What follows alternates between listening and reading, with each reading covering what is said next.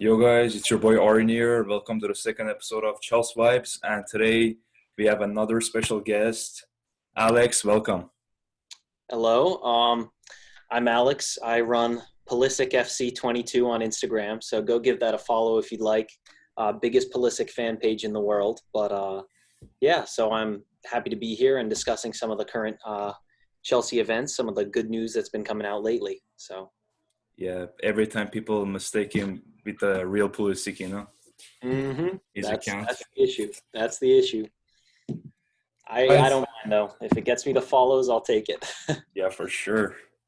And then, so let's get to the first topic, and the first topic is Frank Lampard and his ability to attract players.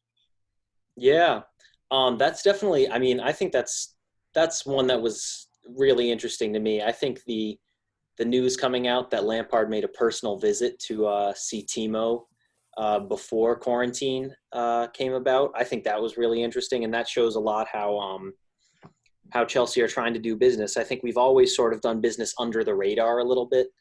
Um, Often you'll see us go for a target that you wouldn't have predicted, or you'll go for a target you didn't think was on the cards, and then it'll come out of nowhere. But I think that it speaks well to Lampard's status, not only as a legendary player but as a manager now, sort of like Zinedine Zidane at Real Madrid, where you see players who idolize these guys growing up wanting to play under those managers and being convinced by them to join the club. Um, for example, Hazard, when he left to Madrid, obviously that was his dream move. But certainly the fact that Zidane was managing there definitely was pull power for Hazard to go there. And now we're seeing the same thing for us, thanks to Lampard and his Yeah, uh, reputation. it's great to see that our manager has like a very great like attracting abilities. We had like managers like your Contes and Mauricio Sarri, like they were great managers, but they didn't have that ability to attract players. Maybe it's because Exactly. they weren't clear with their plans, Hmm. or maybe they were kind of 50-50 with their position in the club. Maybe they were like, I'm just here to do my job. Like they didn't want to do like extra stuff. But Hmm. like Lampard has that, his position is kind of solidified by now, so Yeah. he's pretty sure that he can like tell the club what to do. Exactly. No, I think it's really good. We have someone and he knows the club too. I mean, he played for us for what, 13 seasons, I think. Yeah, So, I mean, he knows the club well. He knows what the club needs, and the club trusts him, which is a huge part of it. So, I think all in all, it's a great fit, and it's something that I think we'll see more of going forward. People convinced by Lampard to join. So, yeah, exactly. And now to the guy that basically connects Lampard to the club, Petr Cech. yeah, exactly. He's Oh, been basically the middle guy in between the two groups, and every transfer he's been like connecting to the player that they want. He's been translating, he's been explaining the vision that we have for the club. So it's hmm. great to see that someone actually wants the best for the club, and not just like he's like not doing his like not it's not like that he's just doing his job. He's just like he wants more. Exactly. No, I think that's another.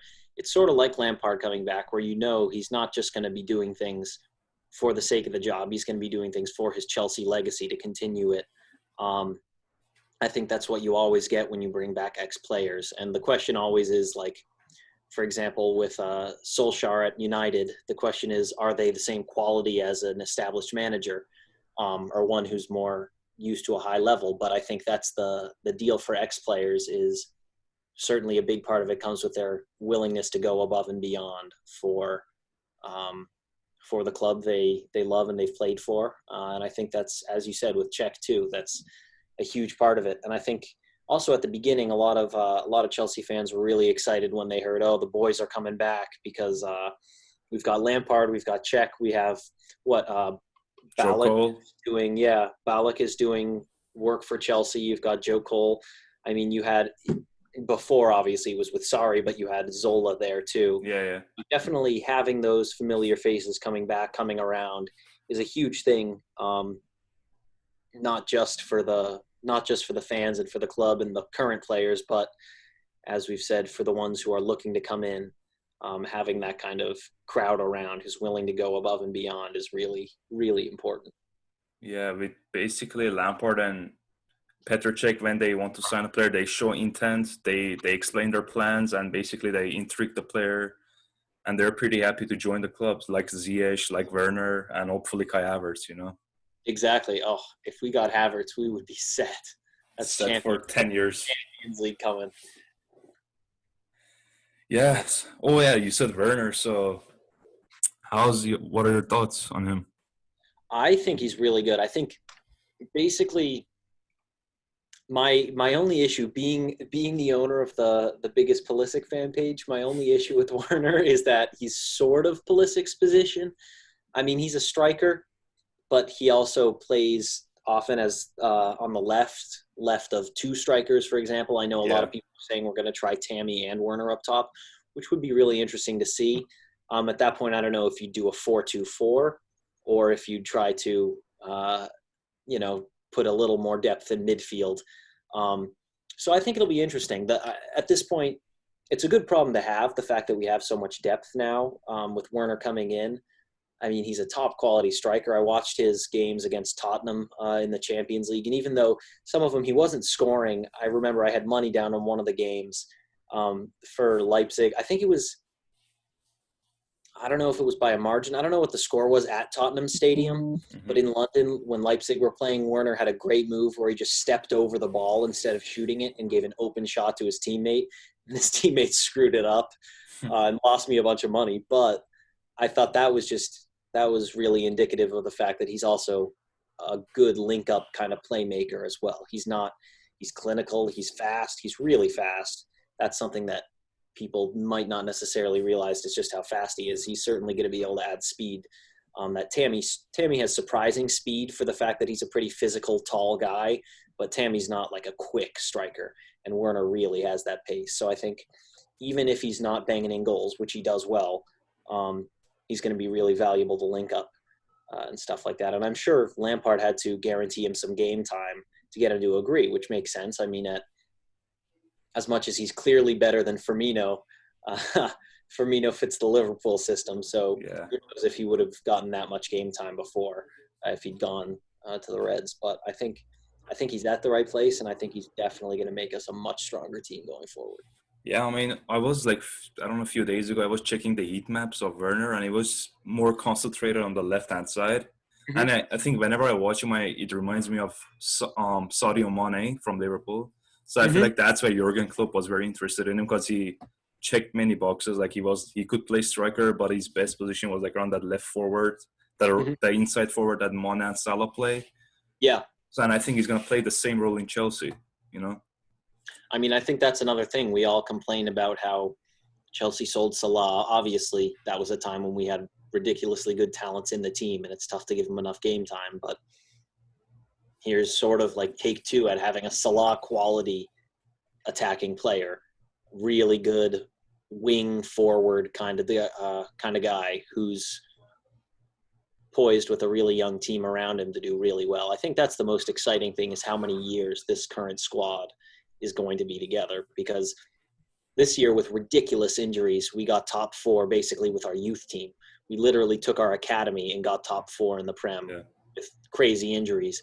And then you add Ziyech, you add Werner, you add potentially Havertz, at least probably another attacking player. We don't know if it's going to be Benrahma or someone like that. Yeah. But I think there's just huge potential going forward. And did you see the thing about like the 3-year plan supposedly? Yeah, I saw that. Yeah, I think that's definitely an interesting thing to look at, and it's good to keep the expectations reasonable, because Lampard, Chelsea, they're all going to need time to adjust. They're going to need time to get the best out of this set of players. They're going to need time to adapt players from the Dutch league and Hakim, players from the Bundesliga. They're going to have to adapt all these new signings. Hopefully, Chilwell's starting to grow on me a little bit if we can get him for a reasonable price. So hopefully he wouldn't need Prem adaptation, because we'd be pulling him right from a direct rival. But I think all in all, if we keep things realistic and don't like call for Frank to be fired after he loses one game next season. I think we're in for a really good next few years. So not just next season, but the ones after that are going to be huge for us. For sure, for sure.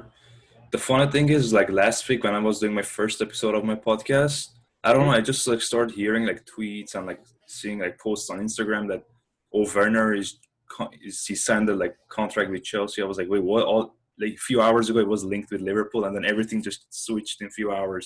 So Yeah. I was like in shock. I was like, not this fast. Like out of nowhere, I mean, we showed interest in the January transfer window to Werner, but we weren't like clear about our intentions because like I think Werner wanted to stay because maybe Yeah, he's in a title race. He yeah, was. exactly, and then so we were just forced to like keep our interest for the summer, and then out of nowhere we just wrapped the deal up real quick. Mm-hmm. I mean, I love that manner of business. That's the thing. Everyone loves to link players to Man United and Liverpool and Man City, and they love Exactly. to hate on Chelsea, but Chelsea gets the deals done when it matters. And I mean, that's what counts. If you get the player to your club, you're all set. So Exactly. I mean, Ziyech joined like that real quick, like low key signings. No one knows it, just like signing out of nowhere. exactly. I mean, I think that's I forget who it was who I was reading. I forget whose story it was. It might have been Hudson Odoi fans or something who had a long, in-depth story about like one of the Chelsea scouts, like the most senior Chelsea scouts, and like the Chelsea policy that like you get cut if you even like mention in any slightest hinting way who you're going for, who you're scouting to any sort of outside leak. It's like definitely the under the radar method of scouting and recruiting is certainly something that's looking more and more powerful because that eliminates open bidding wars. It eliminates the public getting in and swaying things. And I think it's just a much better way of doing business if you can do it. Obviously, something like Werner, even though we came out of nowhere, everyone was aware of the price. Everyone was aware of the release clause. Everyone was aware that he was an option. So you can't you're not going to sneak in under the nose of all the other clubs and do the deal. I mean, I'm sure they were aware that he was dealing with Chelsea at the time.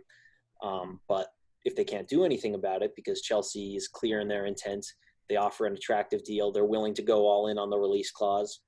I mean, that's a great way of doing business. You Yeah, I just mean, come in when the time is right. exactly. They came in, they just showed interest, explained the plans, his position, their ambitions, and then he was interested and he joined. Exactly. So now that we have Werner, how would you line up our team for the next season? I'm gonna have to start playing I don't know 1-1-8 at this point. I want to see Azpilicueta center back, Conte CDM, and then all our attack. Um, I don't even know. It's so tough to know how to line that team up. I think there's going to be a lot of debate among Chelsea fans going forward as to what's the best team we could field, whether we should be rotating, whether we should be trying to stick to one lineup. I'm sure at some point Lampard's going to stick to one and people are going to moan about how all the players aren't getting given a chance, or he's going to rotate and they're going to say, oh, you need to establish a good lineup. Because, I mean, this year, one of the huge complaints with fans was that there was no good center back pairing, and we just seemed to be rotating center backs because they were all like good but not great. So I mean, really, I could not possibly name our best center back duo at the time or Exactly. currently because we've got Tomori, Christensen, Rudiger. I mean, we got Zuma, who's good, but like has shaky moments. So I think it's Yeah. going to be a lot like the defense. I think the quality is going to be better because some of these attacking players are just world class. And I think some of the ones who aren't yet considered truly world class, like Pulisic, for example, I think he's going to come and have a great season if he gets the game time, because when you see last season, 6 goals, 6 assists, something like 18 starts, 23 appearances, and that was his first season in the Premier League with bad injuries, and it was only like half a year. So I think players like that who are coming off a big adjustment, but now are going to know what they're doing, know what to expect. I think we're in for a really good time there. And I think hopefully Hudson Odoi has a bit of a breakout year, assuming he's got all his legal matters resolved. But I think that's just where it's going to be sort of like the defense this year, in that we're just going to have to try Yeah, yeah, different lineups, because you could play Werner and Timo. Same person. You could play Werner and Timo and Tammy. You exactly. get them both next to each other. I mean, Mason Mount, he played left wing when Pulisic was injured. So Werner can play left wing. At this point, we have like 3 players who could play each position in our attack, Yeah, yeah, essentially. yeah. I mean, I don't even who to even put at Cam is a huge debate, because you have Loftus-Cheek, who was a beast before he got injured. You have Mount, who's having a crazy breakout time in his career. He's got better numbers than Lampard did at his age, and it's just the promise is there. And then you have Hakim Ziyech, who's coming Yeah. in as an established talent. He's really good. I mean, he walked all over Chelsea at Stamford Bridge before they went down to 9 men. So I think it's going to be trial and error. I Yeah. don't think you can say that one lineup is the best lineup at this point. But with that being said, what do you think is the very best thing to do? Look, to be honest, I think Lampard is trying to build like a versatile team. Like Yeah. I think I don't know if you remember the preseason we tried on a diamond formation. We tried 4-2-3 and 4-2-3-1. At the end, we just like used 4-2-3-1 and 4-2-3, and then Mm-hmm. sometimes 3 at the back. But I think next season, I think we're gonna see a lot of diamond. I think that would definitely complement what we have. I mean, you've seen one of my recent posts was like Pulisic on the left, Ziyech on the right, Werner up top, and Havertz behind him. But it sounds like we could also just as easily put Tammy up there, go sort of for a 4-2-4. My issue there is just the defensive side, because it's not as pretty. It's Yeah, not as fun to watch, but like we are going to have to make sure if we play, say, a 4-2-4, that Ziyech and Pulisic, or Pulisic and Hudson-Odoi, or even if, I mean, I don't even know who else we play up top, but if Werner's playing on the left side, we have to make sure our wings are tracking back enough, because you cannot play 2 in the midfield and have 0 wing cover. yeah. But to be honest, Werner has done a lot of pressing. He plays under Nagelsmann in Leipzig. Mm-hmm. He's like one of the best pressing coaches in Europe, and I mean his pressing is really good because So now, Ziyech, he's like yeah. one of the best defensive at for I was about to say defensive striker. I've had Hey, enough of this Timo, Firmino. Bobby. He does a lot of defensive work. Ziyech, his pressing is really good. So Exactly. No, it's a good reason. They're a good fit for the team. They're a good fit for the team. yeah, so I think majority of the time we're gonna play a 4-3-3, 4-2-3-1 hybrid. But like Yeah. against some teams, we have to play 3 at the back or 2 strikers. I would be interested against a really, really, I don't know, like a really low stakes opposition, even in like some preseason game, to see how we could do with 3 at the back. Because if we have, I mean, first of all, Aspi has showed that he's really good. Um, he's really good at right center back Hmm. in a 3 at the back. I think it was under Conte that he played there Yeah, a yeah, lot yeah, Conte. when we had the wing backs in the system. But if you could get a good attacking left back, I don't know, how good is Tagliafico Uh, attack? Isn't he he, more attacking than defensive?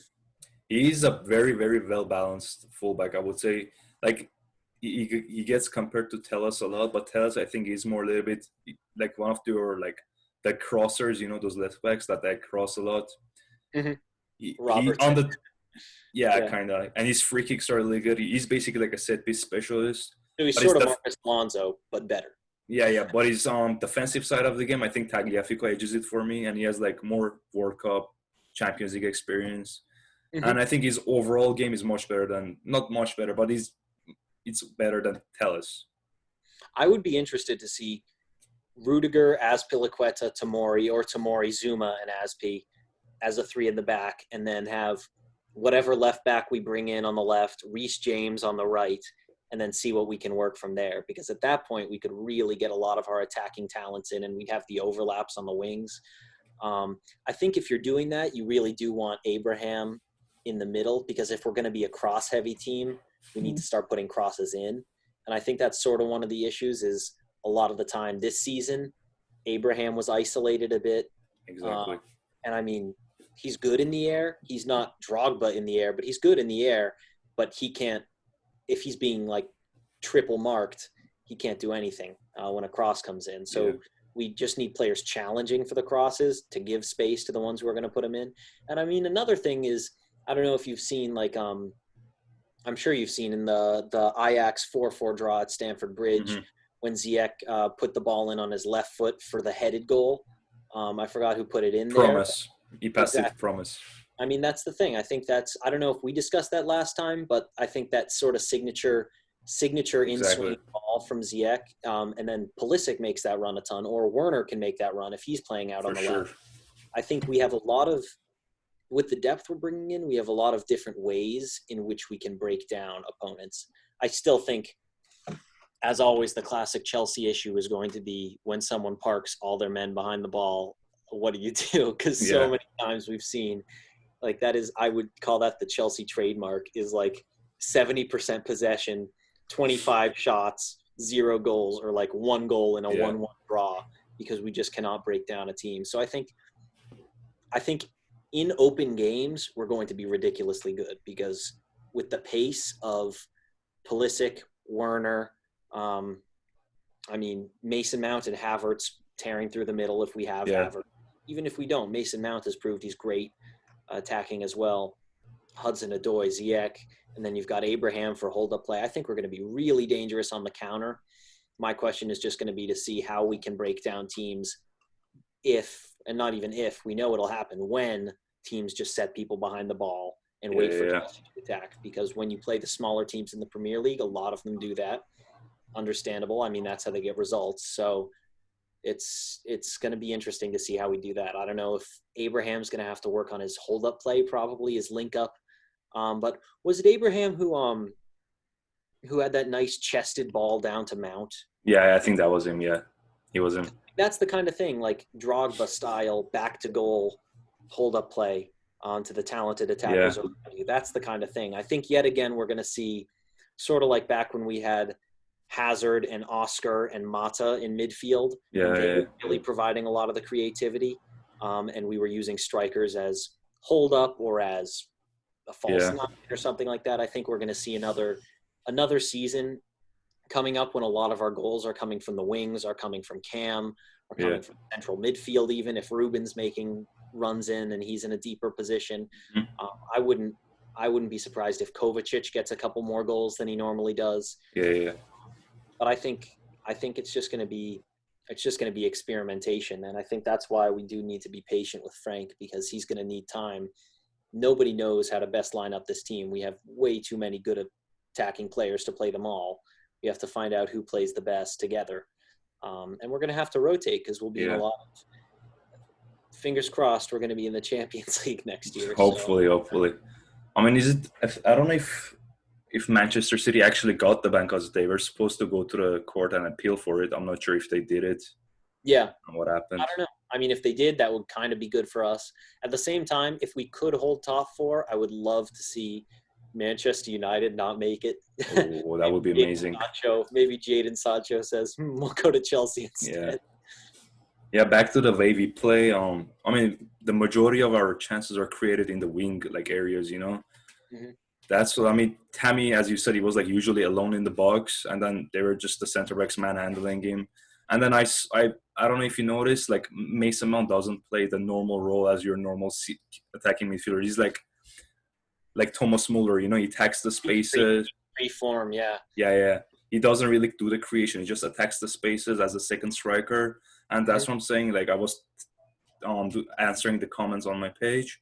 A lot of people think that Mason Mount was like, I mean, his performance has been good. Sometimes that he's been like not super consistent, but overall he's been struggling because he's been playing that role, and that role has like a lot of difficulties. It takes a lot of years to like master that role. Like Thomas Muller, as he gets older, he's been Oh, he's performing having a better. record-breaking assist season, yeah. Yeah, yeah. And like if you notice, Kai Havertz is like plays similar to Muller, and I think he's going to be the perfect guy for that position.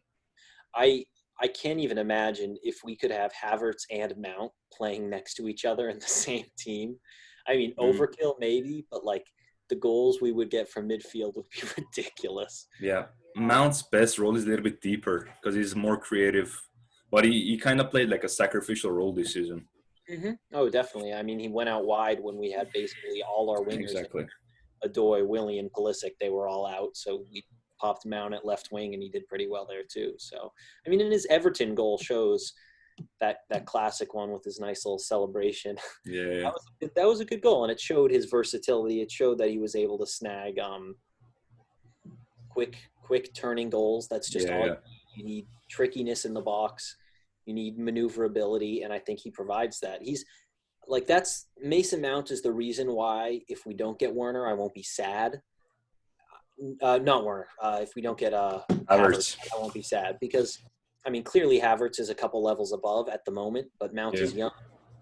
I mean, I'm not saying he's going to be the next Lampard, but he has his Good numbers enough are better qualities. than Lampard at his age. He has the qualities. I mean, it's not a numbers game, but he's not behind is the idea. So like, I have no clue if he's going to develop to be anywhere near as good as Lampard was for us, but he's at a point in his career, in his stats, in his development that he could reach that level. Not saying it's likely, not saying it'll happen, but the potential is there. So I think that's just why Havertz would be a perfect signing for us. But I won't freak out if we don't get him. If we instead focus on, say, a left and a center back, I'm not complaining. Mm-hmm. How did you? What do you think about the Ake rumors? Ake is a good player. I like him. But I don't know if he's like an upgrade to our defenders. He's kind of I like think at the similar level, you know? yeah, he'd just be like another defender who's like good but not a standout. Yeah, Like yeah. he's almost like Christensen for me. Very quality, could play in any bottom half team week in, Mm-hmm. week out, but just not necessarily right up there. Yeah, He's a yeah. great center back, but I agree with you. I think for center backs, we either need to just ignore it and spend our money in other impact Yeah, places, or we need to buy a really good Koulibaly type. yeah. I mean, Wait, lack of what Upamecano? Upamecano, Yeah, I like him, but I mean his price is kind of too much though. Like 60 yeah. million for a center. I'd rather get We Gabriel get from the left Lille. hand set. We get Tagliafico if anything. Yeah, yeah, We'd yeah. be getting Chilwell and a center back probably. Yeah, Chilwell for me, I don't want Chilwell here. He's okay. He's a good player, but for his price, I think we can get two good players for his price. You know, like we can get Tagliafico and Gabriel from Lille. Mm-hmm. Gabriel would be good. He would be really good. I mean, That's that what's would be up? no, that would be definitely interesting. I see what you mean. I think there was an article recently, I believe, that explained sort of why um Lampard wanted Chilwell from a tactical perspective. And I mean, I guess Lampard being the manager, if he really wants Chilwell as his number one, I mean, I'd say for Chelsea, respect it if that's the one he wants. But I can definitely see that other players offer just about as much for a much better price. And at a certain point, you do have to be considering finances. I don't know, if Lampard really wants Chilwell, I see no problem with Chelsea getting him. But if he's more than 60 million, I mean, even that is crazy. He's worth like 40 at best, I'd say. Yeah, Probably worth maximum. 40, but they want like 80 or something like that. That's ridiculous. I mean, no, at that point, just go out and buy Havertz. I mean, prime Marcel and like Jordi Alba didn't cost that much. Mm-hmm. No, that would be ridiculous. I guess the one thing you could say there is you're paying for Prem experience. You know he's not going to Yeah, have trouble adjusting because he's played in the league. He knows what's expected. He's experienced there. I mean, he's not worth 80 million, but if he's exactly what Lampard wants and he's got the Premier League experience, I could stomach 60 million for him, but like still overpriced. But yeah, if that's what Lampard really wants, and the only thing we can do is wait and see how the system works when whoever our new left back is comes in. We're just going to have to wait and see. And if it works out, then people will say, oh, 60 million was a bargain. I mean, everyone laughed at Liverpool for paying that much for Van Dijk, whatever. What did they pay, 85 or something like that? yeah. It was like 85 million, 95, $90 million or something. Yeah. So, I mean, everyone laughed at Liverpool, and then it looks like such a good deal with how he stabilized their defense. If we bring in Chilwell for 60 million, and he proves to be exactly what we needed tactically to go out, win games, win titles. I don't think anyone's going to Anything is worth it, you know. Yeah, I I mean mean, it's tough. yeah. I mean, Jorginho. I mean, Juventus wanted wants Jorginho, so I think there were rumors they offered Douglas Costa, Bernardeschi, and Rabiot, but we don't need them. But I think it would be good if like they offered us Alexandro. Oh, absolutely. At that point, absolutely. I don't think we should go out to buy Alexandro Hmm. because he's old. He's good, but he's older. We're looking to try to form a core who can be Yeah, together for a few years. Um, he'd be a very good acquisition if we had to swap someone. Jorginho. I mean, I love Jorginho. He's a really good playmaker, and he doesn't get appreciated because he doesn't put up numbers, and everyone only looks at numbers these days. But yeah. he's a top quality player. I've got his match worn Revolution charity match jersey right there. Oh damn, bro, Doesn't you lucky doesn't boy. fit because he's slightly smaller, but Yeah, um, he's a top quality player. But if we could get money for him, I'd say thank him for his time and send him on his way. yeah. I mean, he's a very special player. You know, like he's not gonna. He's been good this season. He's been improving since Good last leader season. too. Yeah, Yeah, but in my opinion, his best position is that middle of the three man midfield. I think yeah. Juventus is a perfect team for him, and we are kind of moving on from that less physical, smaller That's type of style. midfielder. Yeah, So I mean, Loftus-Cheek is coming back. That would be amazing. Bring some physicality to the midfield, and I think we have to like slowly add a little bit more physical players. I know we need those technical players, but physicality is important too. You know.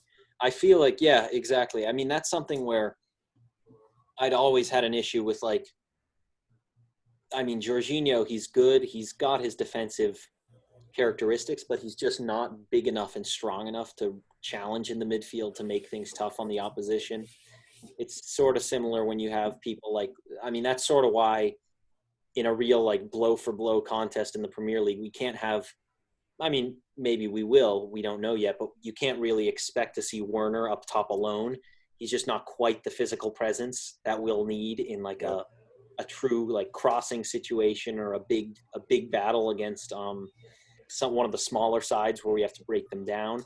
I think that's where you need the Ziyech, the Pulisic, the Werner. You need those tricky technical players for the wings, for the spaces. You need Mason Mount to be able to slip in between tight spaces, and he's stronger than he looks too. Mason Mount has some physicality to him, but just being able to sort of dominate the pitch would be a big thing, and that's something I've always. I mean, obviously, it sounds dumb to compare real life to FIFA in any way, but that's something where I've always, like, on the occasion, no one really plays with Chelsea, but on the occasion that I'll play with Chelsea, I'll be like, we really don't have any like strong presence. Everyone's getting pushed off the ball. Now, obviously, it's a video game. It means absolutely nothing in real life, but it's also in real life too. It's sort of an issue where some teams strike me as having a really good physical presence. I know, even just like Manchester United to me, they just seem like they have a lot more physicality to their side. Mhm. Is it slightly uglier sometimes? Sure. Even like Tottenham, Yeah. they've got physical. Sissoko, Dyer. Exactly. And like, they're not all beautiful players. They don't all play the beautiful game to every sense of the word, but like they get the job done and they run the midfield. And I think that's something where we have been lacking because creativity is beautiful, but it's beautiful if you're playing in La Liga against Valencia in a wide open game on your maximum allowed legal size pitch For sure. in the bright Spanish sun. Like, that's when it's nice to have like your cute little midfield pivots and have Jorginho Yeah. spraying balls. But then in the Premier League, it's like Jorginho trying to be great, and then The games get dirty, you know? Matic comes out of nowhere, bodies him, and then Man U beat us 4-0. It's like, okay. It's just kind of, I think he's a great player, and there's a space for that. And it's not all size, too, because N'Golo Kante is wonderful in terms of defense and physicality, just because he knows how to use his body, how to position Yeah. himself, how to get between the player and the ball. So it's not all about size, but it's just about the sort of physical attributes that definitely, as you said, we have been lacking. And it's just like, I mean, that's where Diego Costa too was a big loss for us because he was such a bull Yeah, in yeah, every yeah. on the ball, off the ball. I mean, you absolutely hate playing against that kind of player, but then when they're on your team, you love it. So Yeah. I'll be honest, his personality is kind of like a jerk, like a jerk oh, person, but he's like super cool, like funny, like bullies oh, everyone. he's a And great jerk to have on your team. yeah, yeah, yeah. And then basically, just like the only way to combat physicality is either you have physicality, or you need to have like super like amazing technical players like your Manchester Cities when they have David Fast around. Silva. Yeah, That's the only solution I see. So I that's mean, true. we have to have like a mix of both, so we can like have the right balance. Yeah, you need to be able to beat every opponent, and every opponent's different. So, I mean, I think going into next year, there's no team we shouldn't be able to beat. I Hmm. think, I mean, like Manchester United fans love to rub the fact that they won 3 games this season. I just wish we'd won one against them because then they couldn't cling to their treble Yeah, over Chelsea trophy. Except some of those were ridiculous, like Maguire yeah, smacking Batshuayi in the nuts and staying on. exactly. That was like horrible, horrible misuse of VAR for then Maguire to go and score later Yeah, in the. It's like it's not I even was like it was horrible. yeah, it's not even like they checked. I remember, I think they didn't check the VAR for Maguire or no. It's like sometimes it's such a clear foul, but they don't check it. I don't understand like how does the rules apply to what kind of foul we So should bad. like check. I mean, that's the thing. Being from the U.S., like there's a reason I like soccer, football more than American football. Yeah, There's a reason I like the sport more than the classic American sports. Um, I do like that it flows. I like that there aren't commercial breaks. I like that there aren't timeouts and it doesn't pause every few seconds. It doesn't take forever like baseball. It's like a nice. It'll always fit within 2 hours. You've got halftime and you've got an hour and a half of straight play. I love that about it. It's great. It's a great game. It's far and above my favorite sport, but it's like that is one thing that I'd say if you're already introducing VAR, that is one thing that American sports do well is they've gotten quite good at looking with I mean, you already have a separate VAR panel reviewing the calls. yeah, American sports have done quite well at being able to review things as they happen and immediately tell the referee if something illegal went on because they've got cameras on every single angle. They know what's going on, and it cannot be that hard to make the calls. The issue is knowing when they need to make the call or when they need to check yeah, VAR. I mean, I feel like it should not be hard. And I understand the people saying you don't want to take the power away from the referee.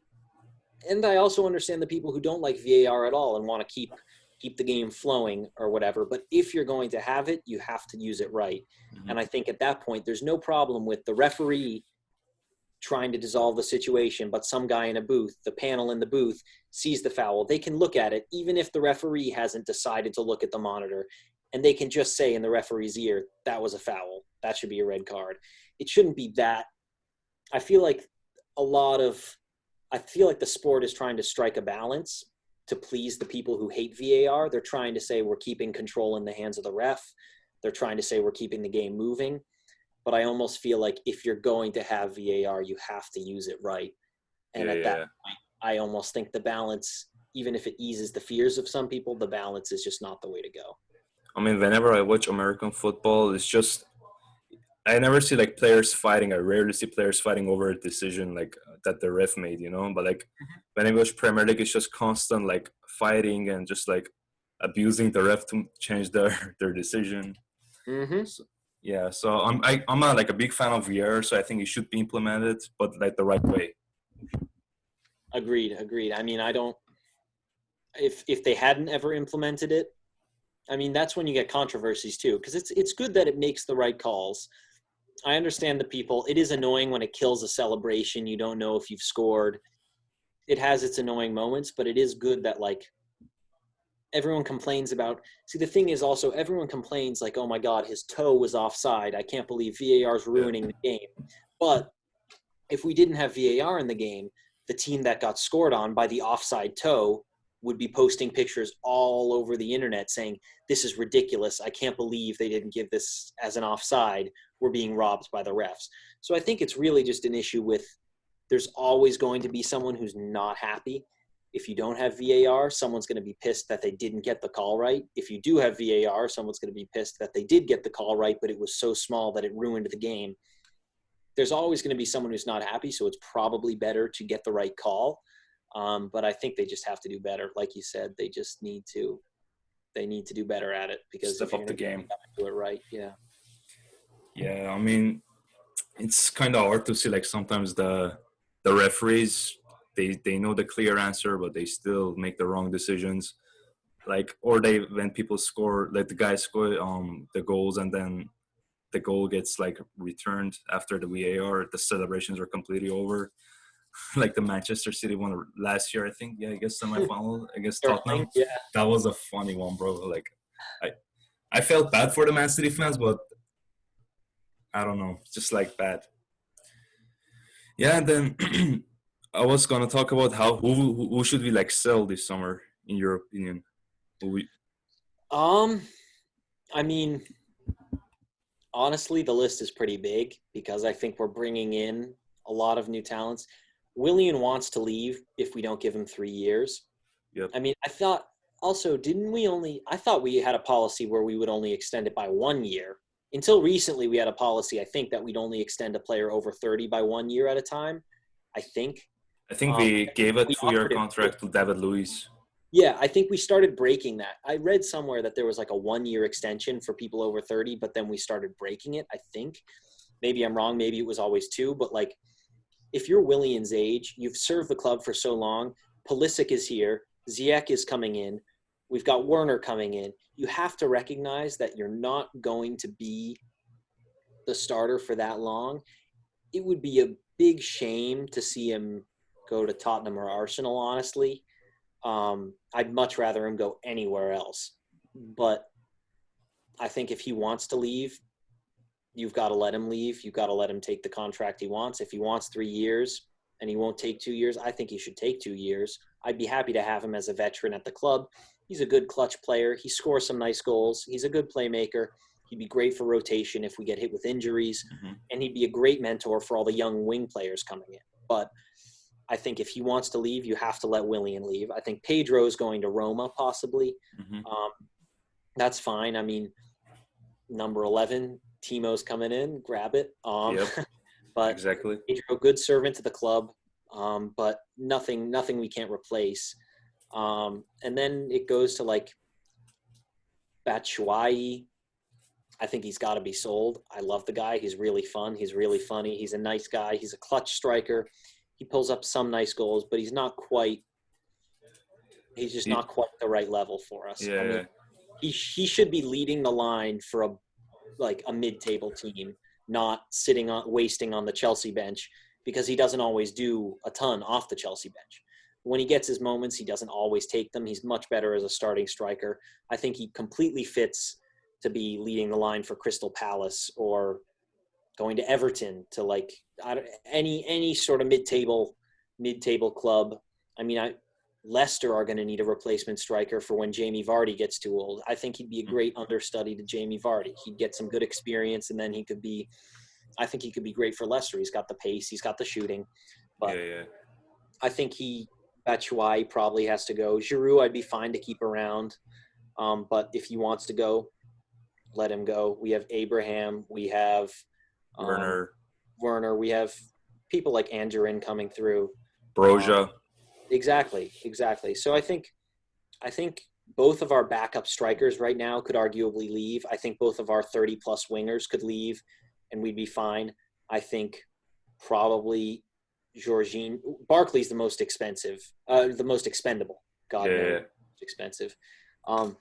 Barkley's probably the most expendable midfield player. We really just don't need Ross Barkley. He's a good player to have for depth. I mean, when he scored his screamer against Liverpool, that was great. He sent Fabinho back to Brazil and then smacked him in the middle of the Liverpool. That was nice. But like, if we have Loftus-Cheek, Mount, Ziyech, who can play cam, Pulisic, who can play cam, and say we get Havertz, there is no room for Ross Barkley in there. And I think it's Batshuayi, Giroud, Willian, Pedro, Barkley, and Jorginho. I think he's really good. He's a great leader too. He shows a lot of leadership ability on the pitch. He's a good mentor for the younger players. He's classy. He's composed. He's technical. And I also think Billy Gilmore would not be hurt by having a few more years under Yeah, Jorginho to watch him, because they've got even if it's not a similar play style, they've got similar abilities, similar technical yeah, abilities, yeah, good passing, and they're both very short. I mean, literally, Gilmore's tiny, but he still makes it work. So he's another player. He's the kind of player who, he's not the most physical, but if you have physical players around him, it's okay to have a couple of those more technical guys in the hmm midfield. Um, but I mean, I think we could do without Jorginho if we get a good swap for him. You said if we got a Sandro swap, that would be great. Even if we had to sell him to fund a center back and a left back.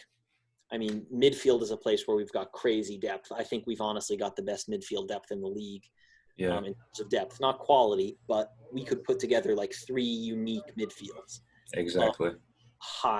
of Premier League quality and be fine. So I think that's an area where we can afford to lose some players, and we'll probably have to lose some players.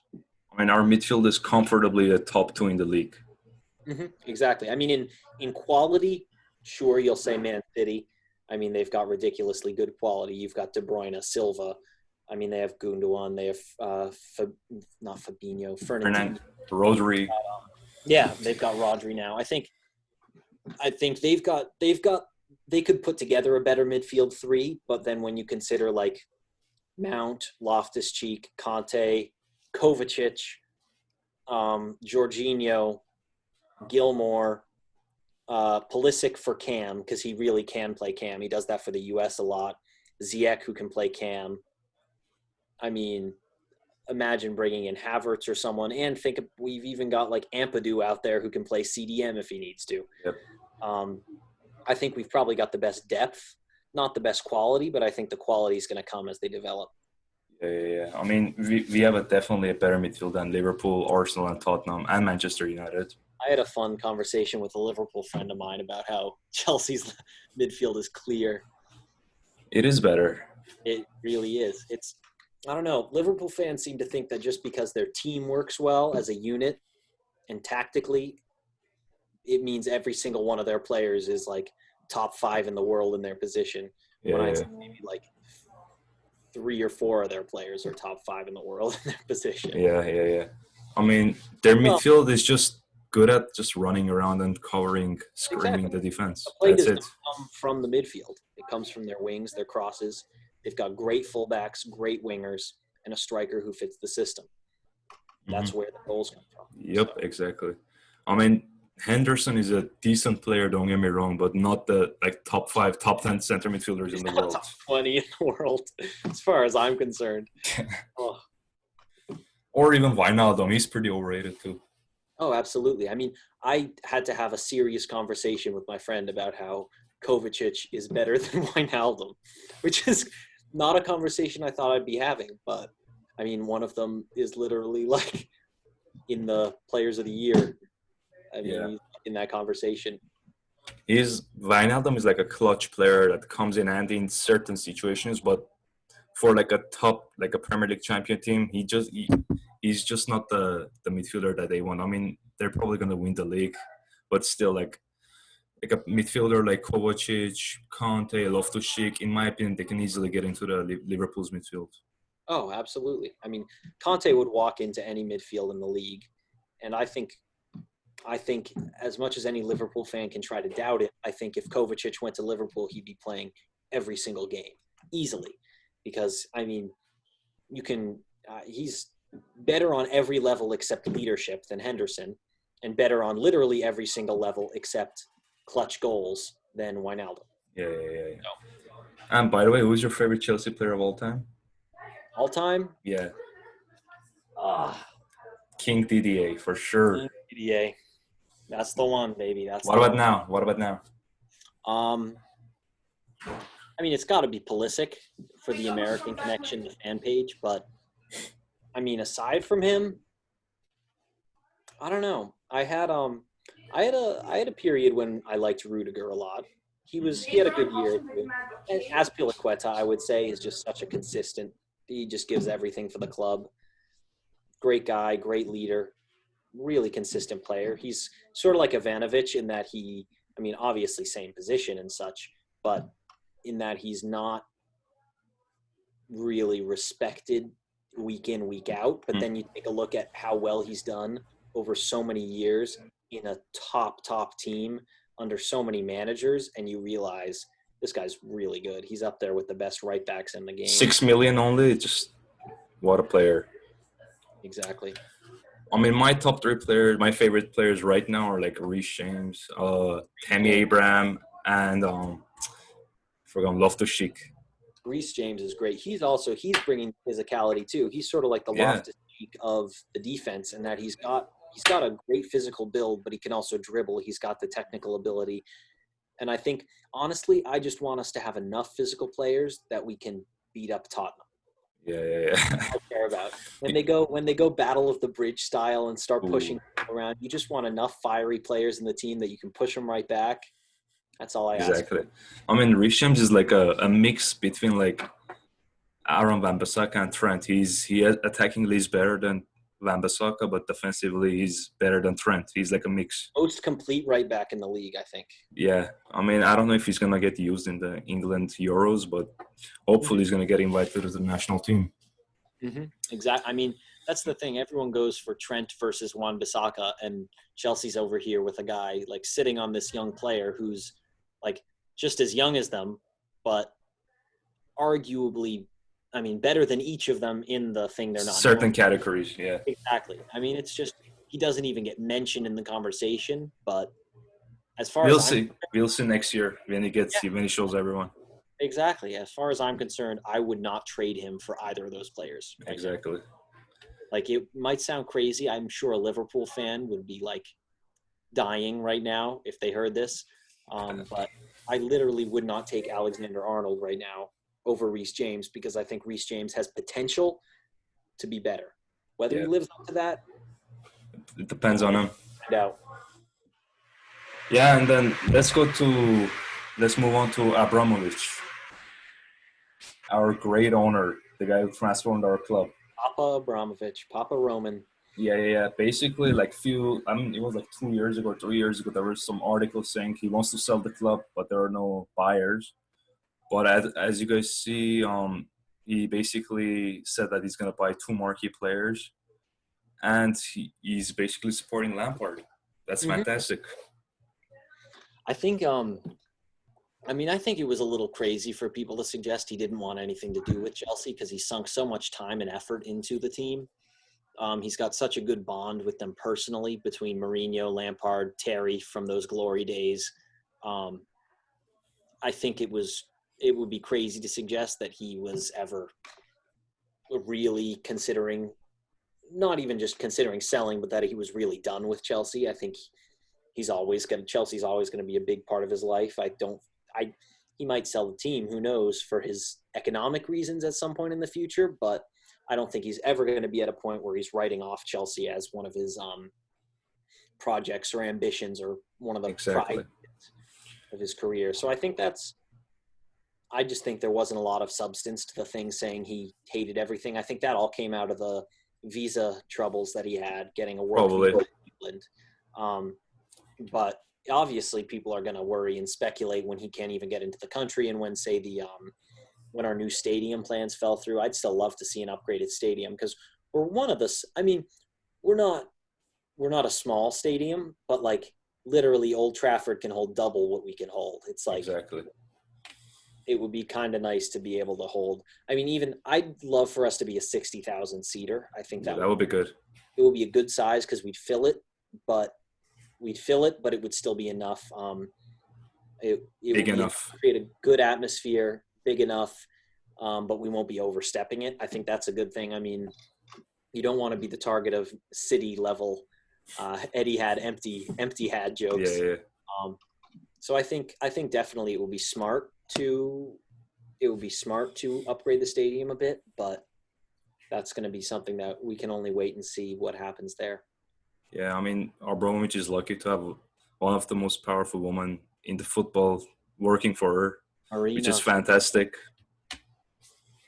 She Yeah, I just think. does everything well. The business side. I mean, like a few years back, he was kind of struggling with the football side, but his business side was still good. But I think with Petr Cech here, it's the perfect balance. Football knowledge, business knowledge combined, perfect. That's why we get the deals done real quick. I think that's when you have the pull power of Lampard, the business of Marina, and the translating and football knowledge of Petr Cech.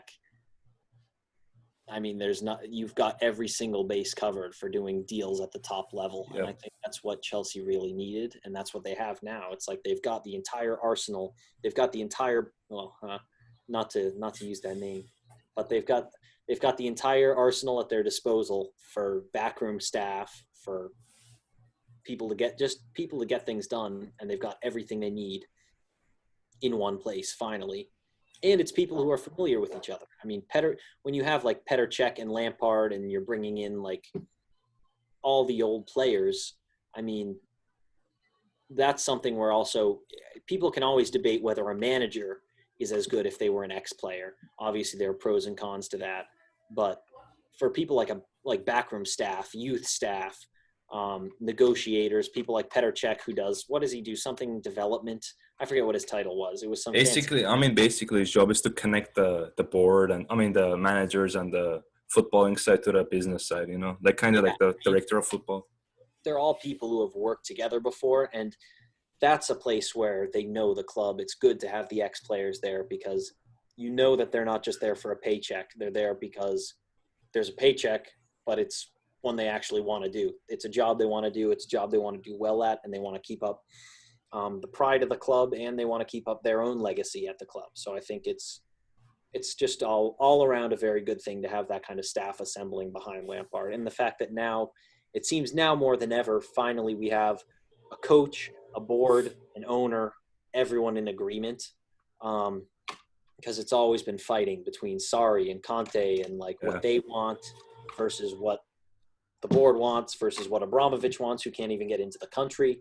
I think it's good to finally see Everyone on the same sort of page. working together. Exactly. Yeah.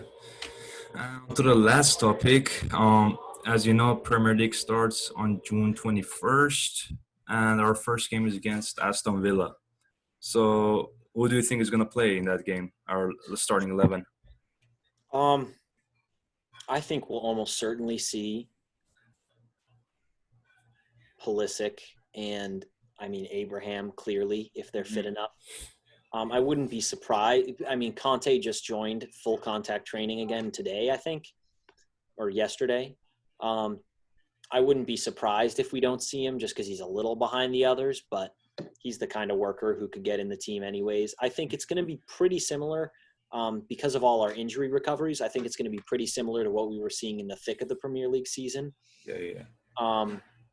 I think that means I would love to see Loftus-Cheek get a run out. That would be amazing.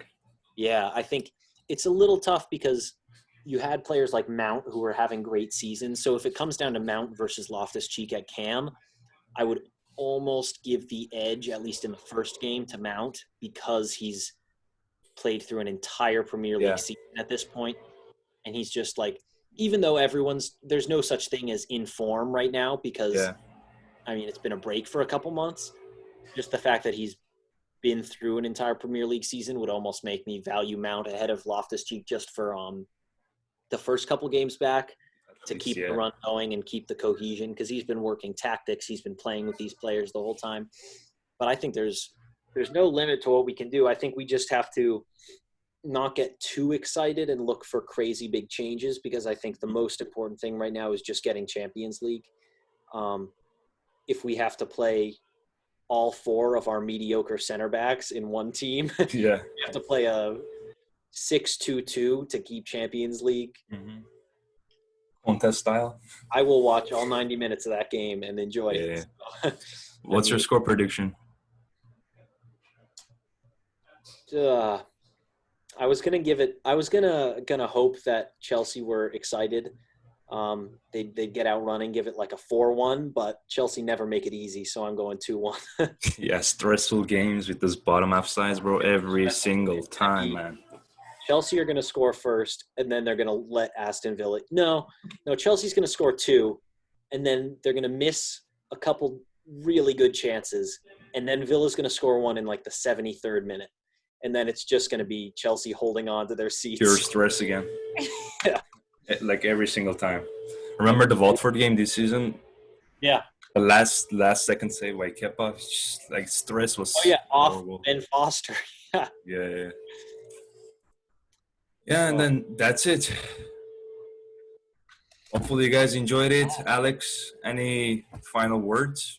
Not really. Follow up Pulisic FC 22. Yeah. If you want, I've now got a page for every one of the Blues front three. If the Werner deal officially comes in soon, I'll be looking at Werner, Ziyech, and Pulisic. So maybe Havertz. Who knows? He's getting ready for the Havertz too. Oh God, I don't think I could handle that one too. 4 accounts. Maybe I'll create the Havertz one. Who knows? Go for Havertz. I'll promote it. Yeah, make sure to follow Alex. Hopefully you guys enjoyed it. And see you later for the next video, which is going to be tomorrow for like another episode of Chels News. And yeah, thank you and see you later.